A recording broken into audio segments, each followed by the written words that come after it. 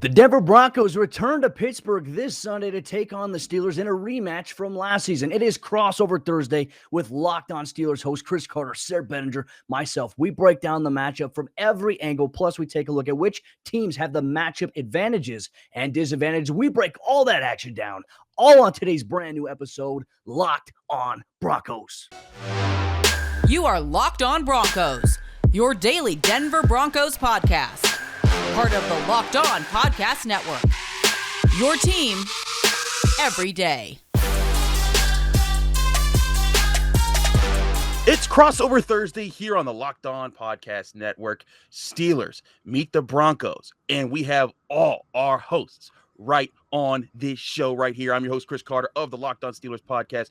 Of course, Locked On Broncos, the dynamic duo of Cody Roark and Sayre Bedinger. How are you guys doing, my fellas? I know that the Broncos have been really hot this year, but it's got to be exciting being able to cover a winning team because that's not what we're doing in Pittsburgh right now. Well, who would have said that the roles would be kind of flipped so far to start the season? If you would have told, I think any three of us here that there would be a three-way tie for first place after 4 weeks in the AFC West between the Broncos, the Chargers, and the Raiders, and that the Chiefs would be at the bottom of the division, would have been like, nah, you're crazy, man. But, the Broncos off to a good start so far this season. Now, can they overcome some adversity after their first loss of the season against the Ravens? And obviously, it's not easy going on the road and playing another AFC North divisional team. So it's going to be a tough one. Yeah. Cody saying that makes me very happy. The Kansas City Chiefs in last place, man, that's music but they're to my above ears everybody. Here. They're above everybody on the power rankings. Like, what the heck? Messed up. It is crazy how the power rankings work, man. But I wanted to ask the first question. This is more of a generic question. What has gone into the Broncos' early success this year? Because Cody, I talked with you in preseason talks with your boy Q. We were talking about the Broncos' chances to make a run this year with the defense that they got. Is it that defense, or is also the offense being a big contributor as well? I know Teddy Bridgewater is probably going to miss this game with an injury, but it seems like he's been able to kind of hold serve with the offense and let the running game get to work. It's really hard to pinpoint exactly where things are at. The Broncos defense so far this year has been spectacular. Now, minus the game against the Baltimore Ravens where they dared Lamar Jackson to beat him with his arm, and he did just that. I mean, they did everything to sell out against the run, stop the run, and unfortunately, guys were free on the back end, which is weird to think about considering the talent that the secondary has and the guys that we have there. So I think that's one of the things that stood out to me. But, I think both Sayre and myself and Broncos fans have been impressed with Teddy Bridgewater.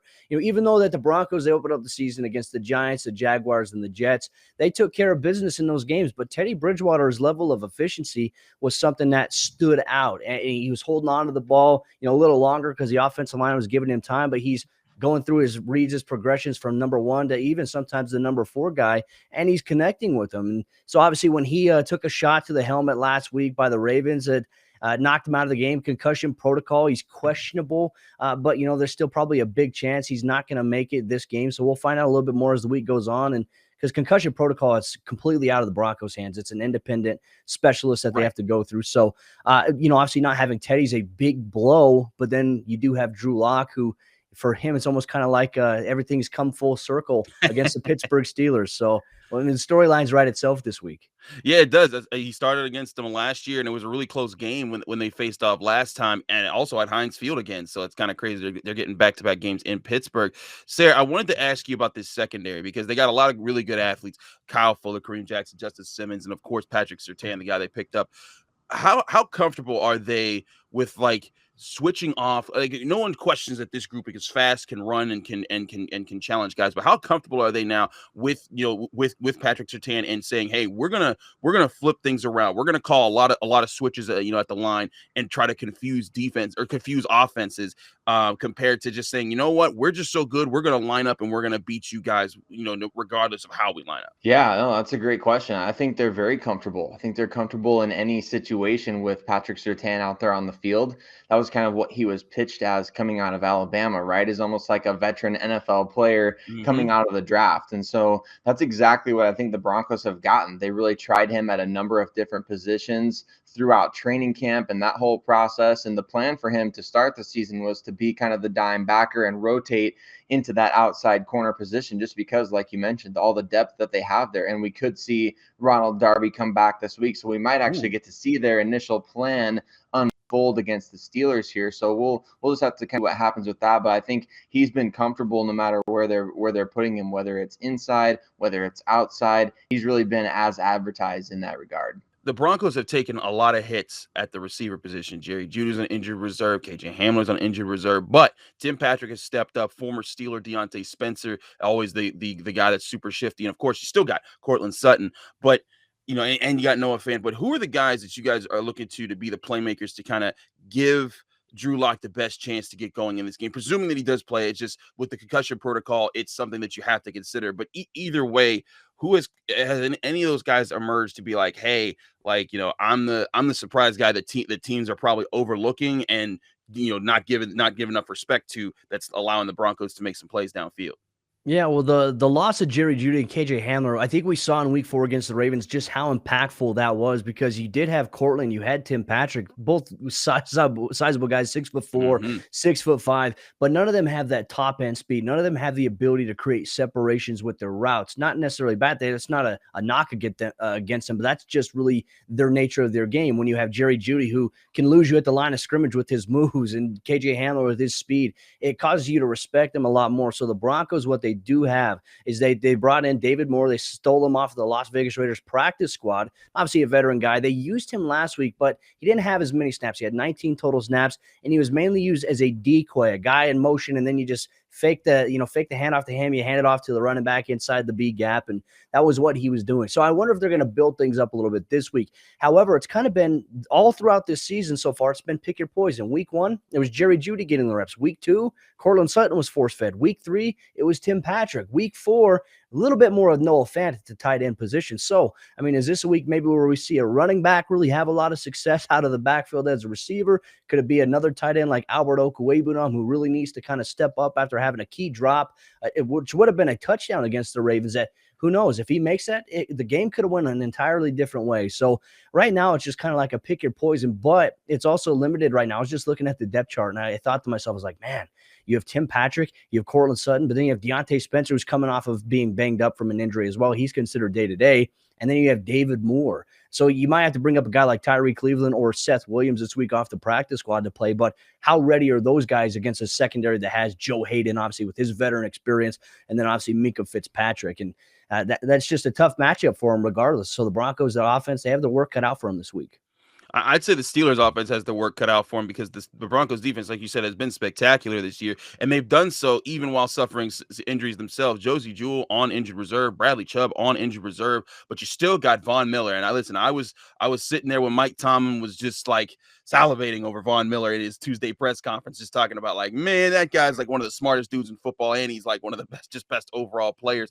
But you've also seen kind of this group kind of work in things. I wanted to ask, who have been some of the surprise guys that have helped kind of deal with those injuries? How's Baron Browning from Ohio State fitting in?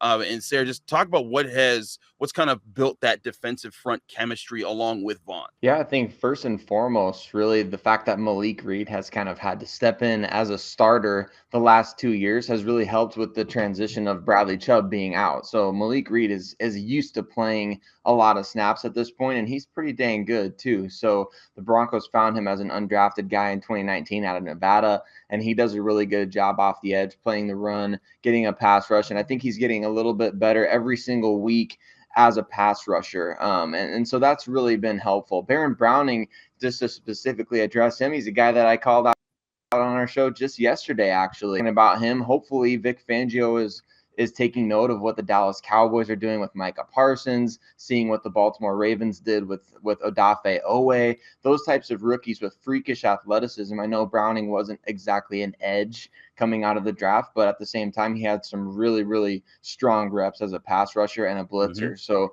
hopefully we see him getting to do that a little bit more as the season progresses. He's been a little bit banged up, so it's been tough to get him consistently out on the field. They're trying to work him in on special teams, and they also have Justin Cernad, who they really like, who filled in Josie Jewell's spot on that defense. So it's kind of just been this team's MO, right? Over the last couple of years, it's been next man up mentality, and they have guys, thankfully, behind the starters who have already started in most cases, and in other cases, they have guys that they really wanted to get playing time, I think, anyway. So it's kind of worked out in that regard. Yeah, it certainly has. You're what, 3-1 going into this game. I think that any Broncos fan would have taken that, if knowing the injuries that have befallen the team, certainly fighting through them. We're gonna get to some of the Steelers things in just a little bit, but first I got to tell you guys about RockAuto.com. Save time and money when using Rock Auto. Why choose to spend 30%, 50%, or even 100% more for the same car parts at a chain store or car dealership? For example, a Honda Odyssey fuel pump is $353 from the chain store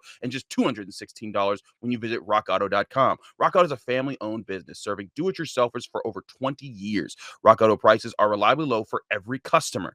They have everything you could need, from brake parts to tail lamps to motor oil and even new carpet. Go explore their easy-to-use website today to find the solution to your auto part needs. Go to rockauto.com right now and see all the parts available for your car or truck. Be sure to write "Locked On" in their "How did you hear about us" box so that they know that we sent you. Amazing selection, reliably low prices, all the parts your car will ever need. Visit rockauto.com today and tell them that Locked On sent you. All right, continuing here with Crossover Thursday all across the Locked On Network. We get Locked On Broncos, Locked On Steelers, a Sunday showdown.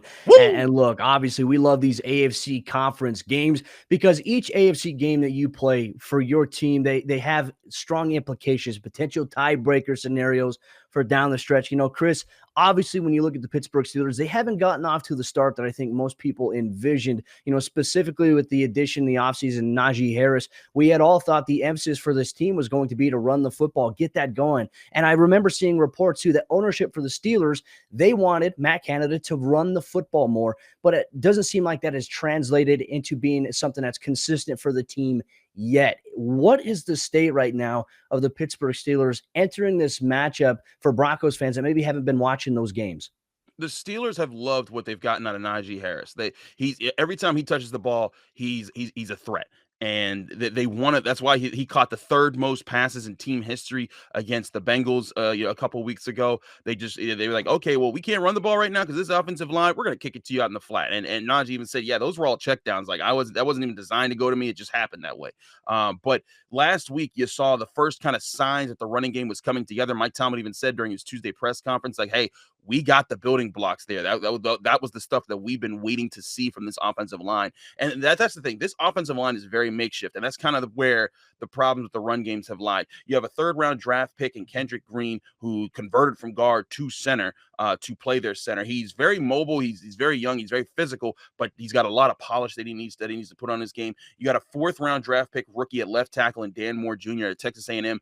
Big, huge, really physical as well, but like Kendrick Green, has a lot to polish. Kevin Dotson, the guy who was the guy that everyone thought would be kind of like the stalwart player from last year, a fourth-round draft pick out of Houston. He's had really good moments, but he's also kind of been like, man, I'm trying to manage in between these two rookies here. It's been rough on him. So, yeah, that situation. Trey Turner's come in and been decent, not great, but they needed a veteran presence when David DeCastro's, had to get another surgery that was basically going to end his career. And so you've had that situation. Zach Banner's been on injured reserve. Chukuma Okorafor in concussion protocol. So they've had to get their third string right tackle at Hague.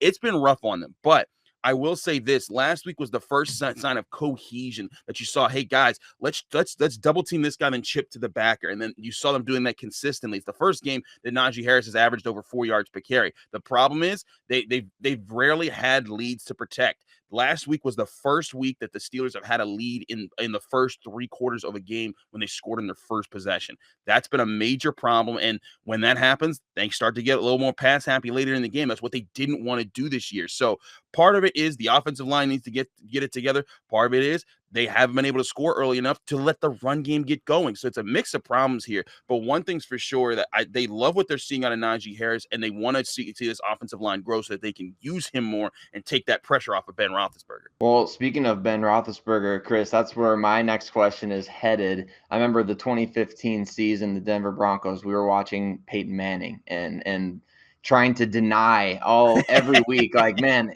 he's falling off physically. And you have these national media people talking about Peyton Manning's falling off a cliff. He's throwing up one duck after another. And of course, Peyton's rebuttal is, I've thrown a lot of wobbly touchdown passes, but at the same time, for Ben Roethlisberger this year, I mean, it seems like maybe that physical cliff is he's either teetering on it or he's fallen over. So I'm wondering what your perspective is on Ben Roethlisberger, where he's at physically, mentally. Is it the offensive line? Is it the receiver injuries that he's had to sustain? What's going on with Ben Roethlisberger this year?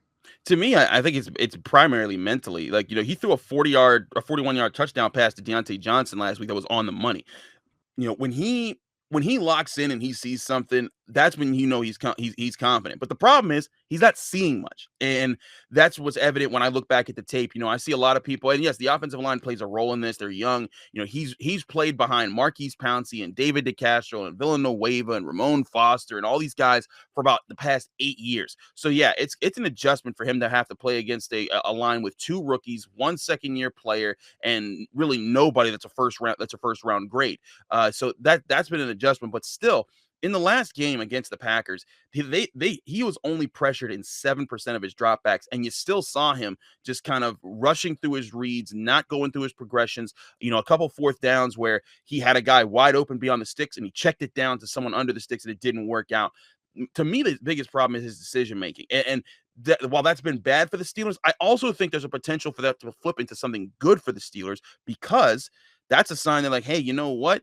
If he can get his reads together, they're not asking him to hit this guy 30 yards downfield in between bracketed cornerback and safety. Like, that's not what's being asked of him. Just hit the open man 8 to 10 to 12 yards downfield. He hasn't been able to do that consistently because he hasn't been seeing them. But I really do think when he locks in and he sees his first read and it works out that way, he can fire a pass that's on target. But it's going to be all about up here in the head. He has to be able to come out and see and actually trust what he's seeing, understand what defensive disguises are going to be thrown at him. That's, I think, is the biggest problem. And that was why I asked about the cohesion of the secondary for the Broncos, because to me, the biggest thing that you can do to Ben Roethlisberger right now is keep flipping your safeties. Have one guy play single high, switch to cover 2. Come out and cover 2, switch to cover 1 or cover 3. Do those type of things that kind of switch up what the underneath coverage is, and then it'll take him too long to process. And then when he's taking too long to process, he panics and he gets rid of the ball. That's his biggest challenge right now. Going through his reads, understanding what defenses are trying to do to him.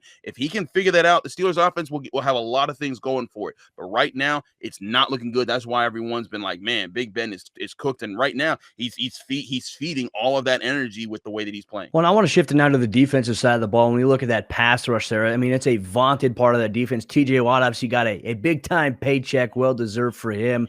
But he's also been dealing with a groin injury. He's been coming back and forth from that. You have Alex Highsmith, who I've been impressed with him. And even just Melvin Ingram, too, former AFC West division rival from the Los Angeles Chargers coming over, and he's playing really good football right now. Where are things at right now with this defense? I know Devin Bush was coming off of ACL this past season. How has he been coming back into the mix a little bit?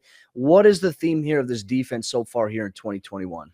Well, one of the themes has been that the groin injury is contagious because everyone's getting it. TJ Watt got it. Alex Highsmith got it. Joe Hayden got it. Devin Bush got it. And I think Cam Sutton got it this week. And we're like, what is going on with people's groins?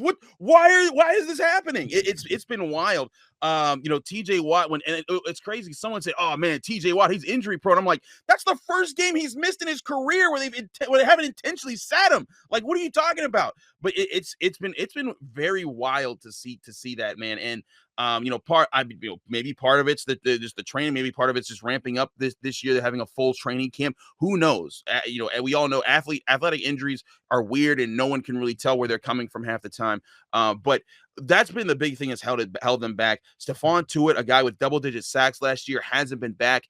His brother died in a very tragic way over the summer, and that really impacted his family, and it really impacted what we think is his rehab in an injury that he was going through during the summer, which is why he's not back yet, and he's on injured reserve. And mum's been the word around the Steelers facility about what's going on with Stephon Tuitt. We don't know if he'll be back in a couple weeks, a few weeks, or if he's done for the season, but it hasn't looked good. And they thought, okay, well, we still got Tyson Alualu. He's a good veteran that can line up next to Cam Hayward. Well, he's down. He's probably done for the season with his injury. And so now what you say the biggest depth part of the defense, the defensive line, they're down huge right now because even one of their backups, Carlos Davis, hasn't played for 2 or 3 games now. It's just they've been decimated there. Cam Hayward still playing stalwart, still Cam Hayward, the captain. But now you got Chris Wormley as the guy next to him, and then you got a bunch of practice squad guys filling in behind him. And that's been a big problem up the middle that's kind of made it turned what's been a really good strength for this team into kind of just a mediocre position with one really good player. As far as the edge rushers, when they're healthy, they're on fire. TJ Watt in the first game and a half, he was the reason he was a big reason why they beat the Bills. He was just overpowering everyone in front of him. And then in the early part of the Raiders game, he sacked Derek Carr and forced a fumble. And then shortly after that, when he got hurt, you saw that the team regressed a little bit in the pass rush. And then Alex Highsmith's groin got hurt and it regressed again. And now Melvin Ingram has played a much more significant role in the pass rush than just the kind of, hey, we're going to bring you on to give these guys a break and, and sometimes put all 3 of you on at the same time, on the field. So the biggest thing has been getting these guys healthy and back to 100%. When they were firing on full cylinders, that's when this defense was. I mean, they're the only defense that's really held the Bills in check in the last 2 years. When you think about it, they only allowed 17 points, and they were getting after Josh Allen. They need that pass rush to get active again. They did not really get much of a rush on Aaron Rodgers, even though TJ Watt had 2 official sacks. It was one was a play where he was kind of getting held and he tripped him, and then another was a play where they kind of bottled up Aaron Rodgers and he just slid and took the sack, and TJ Watt was the first one to tag him. So they need to get that going if they want to be the defense that they're supposed to be. Absolutely. And I think that definitely is what Broncos fans are most, in fear of for this game, especially coming off of 11 hits and 4 sacks to the Baltimore Ravens. That is something that is terrifying, frankly, considering the quarterback just went down with a concussion. So I'm interested to know my final question for you, Chris. I'm interested to know what you feel is the next step that time line has to take. I mean, this is a tough Denver Broncos defensive front. Obviously, you mentioned Von Miller, and we've seen time and time again throughout Von Miller's career, the fact that he is able to affect and wreck games. I'm interested to know what you think is the next step that Pittsburgh Steelers offensive line has to take in order to really get back to the postseason and be the Pittsburgh Steelers team that we know and we've seen and they believe they obviously can be this season. The biggest thing is just cohesion in run blocking. That's been the biggest problem. And Mike Tomlin described it a couple of weeks ago as popcorn. Just like every play, everyone will do their jobs except one guy, and then the whole play collapses. And that's been the issue with the offensive line. Sometimes it's not even the line. It's like Pat Freiermuth, rookie tight end at Penn State. He'll miss a block, and that'll be the thing that collapses the play. Or Najee Harris misses a hole. That's the thing. There's 4 starters that are rookies on this offense. Pat Freiermuth is the number 1 tight end. He's taken over for Eric Ebron, Kendrick Green, Dan Moore, and of course Najee Harris. But what I saw last week was the first consistent game where even though they lost, when they ran the ball, everyone was kind of on their job and on their assignment. They were doing what they were supposed to do. Now you want to build that with a second game. And the Packers front, missing Darius Smith was still like, a guy like Kenny Clark. There was some challenges there. But now you're facing a Broncos front that's going to put even more challenges right in your face. They have to be able to show, hey, you did that last week against the Packers. Now let's put it on tape for a second week in a row. And then you can start building that into the middle part of the season. I told Steelers fans all offseason, this offensive line was going to struggle early. I expected them to start making their first strides in week 8. If they can make their first strides, showing consistency here in weeks 4 and 5, that'll be a huge step that new offensive line coach Adrian Clem is reaching these guys. He's been getting them to be more physical than they were last year. That was also an adjustment because they were more passive in their run blocking last year because of having all those older guys. But now with all these younger guys, they are like, no, we want our guys to go out and run, hit, drive people off the ball. If they're doing that, that's the sign that they're moving in the right direction. Yeah, even if the Steelers lose this game, you want to see that offensive line pushing the line forward, creating the hole so that Najee Harris can be more controlling in games. And again, taking that pressure off Ben Roethlisberger to have to throw so many times, make it so it's like, you're only throwing 25 to 30 times a game instead of 40 to 50 times a game. Well, that was something that we were talking about as well. Like, man, Ben, why are they throwing the ball 50 times a game with him at this point? Especially last year when he's, obviously coming off that elbow injury and things like that. Obviously something to watch there. But,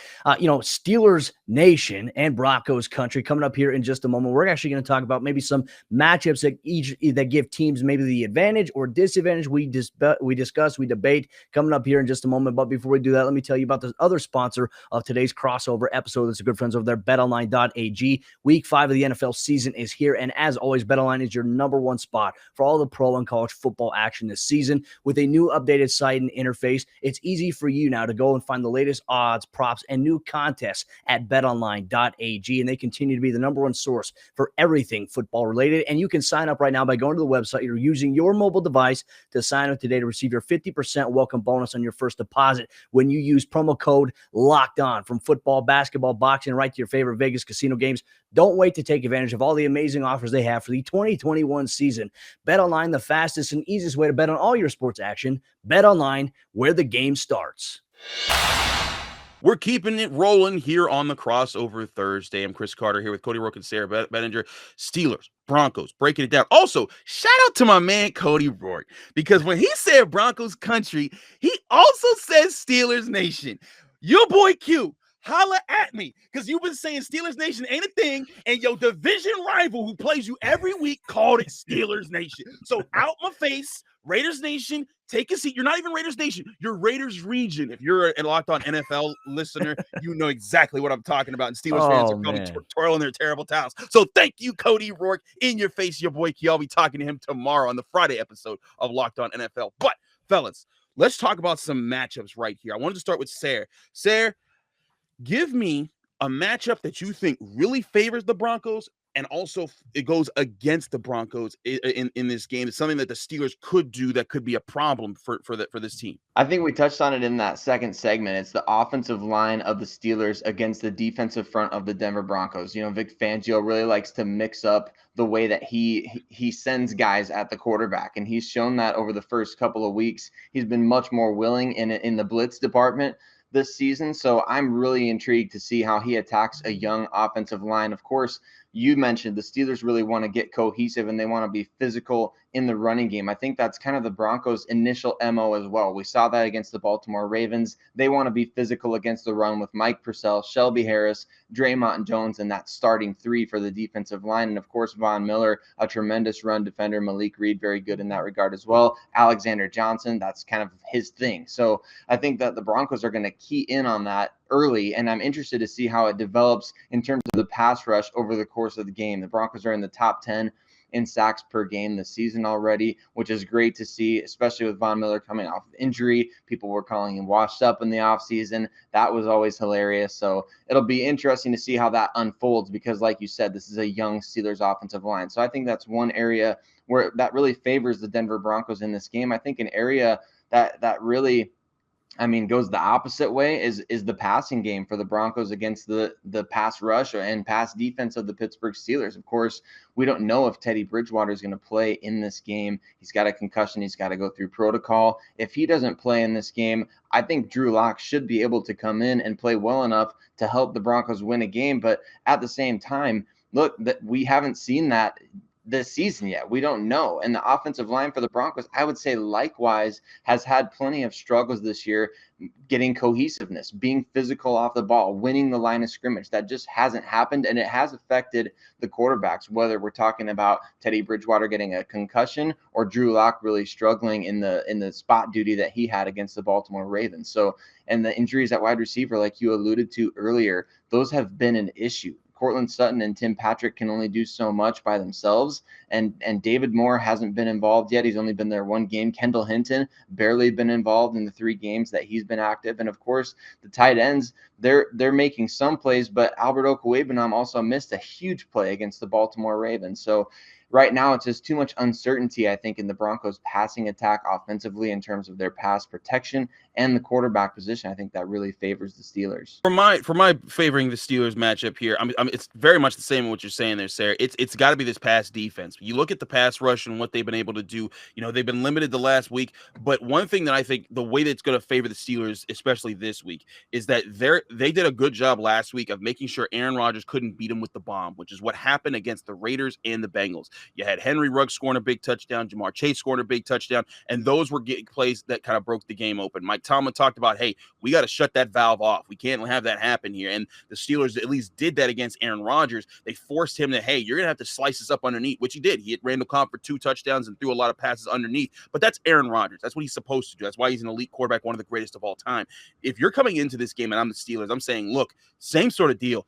don't give Teddy Bridgewater or Drew Lock the bomb. Make sure that if you're going to hit a drive, you're going to have to hit a drive where you can take 6, 7, 8 passes, move the ball down the field, and consistently read the defense, make the smart throw and the tight throw into a passing window. Force those guys to be accurate several times and be lurking there for when the mistake happens. I like the way that Joe Schobert and Devin Bush have played over the middle. They've been both assets in the coverage game, even though their stats don't show it. When you watch the tape, you see Devin Bush running with guys deeper downfield than he was, and he's coming back off that injury playing well. Joe Schobert definitely been an asset, was a huge part of a red zone stand the Steelers had last week, and he's been a plus for them. Minka Fitzpatrick, even though PFF has him as like the worst safety in the NFL right now, he's making plays out there. He's able to fly around. Heck, the interception that Terrell Edmonds had on Aaron Rodgers, he jumped in and tipped, or excuse me, that was I believe that was against the Bengals, but the interception that he had, that Terrell Edmonds had, it was because Minka Fitzpatrick came in and tipped the ball up and created that play. Teams have been avoiding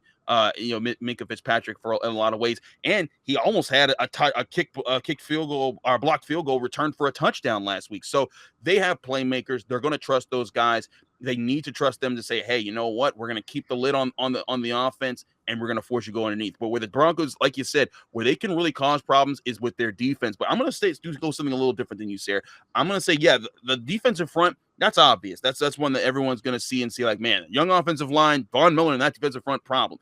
Where I think the Broncos can cause the most havoc is with that secondary and what I was talking about earlier. With Justin Simmons, he intercepted Ben Roethlisberger last year. Him and Kareem Jackson being able to rotate at safety, flipping guys around. You got Patrick Surtain. You literally like Kyle Fuller. You might get Ronald Darby back. That's a lot of rotation that you can do to say, hey, sometimes we're in cover 4, cover 6, cover 3, cover 2, cover 1. We're running man here. You're going in these different situations. If they're able to do that and keep Ben Roethlisberger confused and he can't find his self in this game, that's going to create more opportunities for Von Miller in that pass rush. So that's my biggest thing for the Steelers to watch out for is watch out for all the disguises that the Broncos will throw at you, because if you don't, Ben Roethlisberger is going to look even more lost, and that's going to make this a real rough game to win for Pittsburgh. I'm going to kind of keep it similar, kind of change it up a little bit. I'm going to look at maybe a matchup to watch, right? And I'm going to go to offensive coordinator here, Pat Shermer, because last year against Pittsburgh Steelers, look, the Broncos, they were down 17-3 at halftime, and Jeff Driscoll, of all people, somehow rallied them back with Noah Fant and Melvin Gordon, obviously having some big plays.